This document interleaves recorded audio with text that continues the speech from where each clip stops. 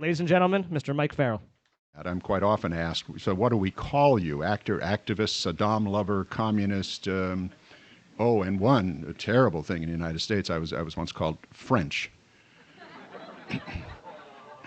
It was considered an insult at the time by those people who were supporting the war in Iraq, and I was not, because of course the French were not being very supportive. So I say, just call me Mike, and then let's talk, and then maybe we can figure each other out. And at the same time, perhaps somebody who's listening will learn something rather than just assuming they know everything about me because you label me in some way. I've been asked about doing it a number of times and have always sort of sloughed it off because I felt that it would be presumptuous of me to write a book. I was finally pressed to write a book by a friend who is a partner in the publishing company. And I again said, I'm not the guy. I shouldn't do this. And he continued to press until I said, what would I write a book about? And he said, you're an activist, write about activism. And I thought, let me think about that. And I thought about it, and I thought, I can't write a book about activism, like a how-to, like a manual on how to be an activist. But what I can do is think back over it and write a book about myself and the experiences I've gone through from childhood and what moved me, what were the things in my life that moved me in the direction that it has, that I am now considered an activist. From my view, celebrity really ought to be accorded people who contribute to society, like nurses and teachers and the people that are working with our children, the people that are doing the kinds of things that create the society that we all want to live in. But that's not the way it is. So people who attain a certain amount of notoriety in show business or music industry or what have you, some in making a lot of money like Donald Trump, achieve this notion of celebrity and then are accorded the opportunity to speak out.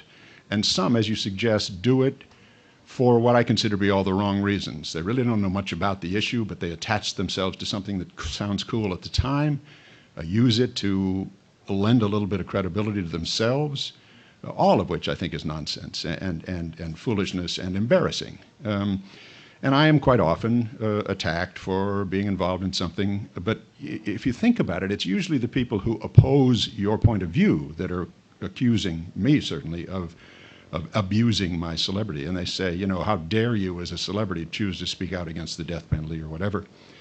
And the answer is, when I achieved some success as an actor, I didn't turn in my passport. I didn't turn in my credentials as a citizen. I'm doing what I'm doing as a citizen. If you don't like it, I'm sorry.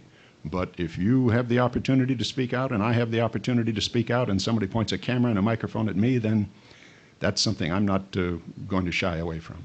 Whatever we are, whoever we are, each one of us has a unique quality, a unique characteristic, a unique talent or ability that needs to be contributed to the society at large. I think of for the illustrative purposes, I think of the universe as this, or the universe of our society, our people, as a giant mosaic. And each of the tiles that are contributed to make this mosaic are the individual people. And I think there are holes in that mosaic because some people don't believe in themselves enough to make a contribution, to believe that they have anything to contribute. And I very dearly feel how important it is to let people understand how valuable they are and how important their contribution is, and that we are not all going to work if everybody doesn't involve him or herself.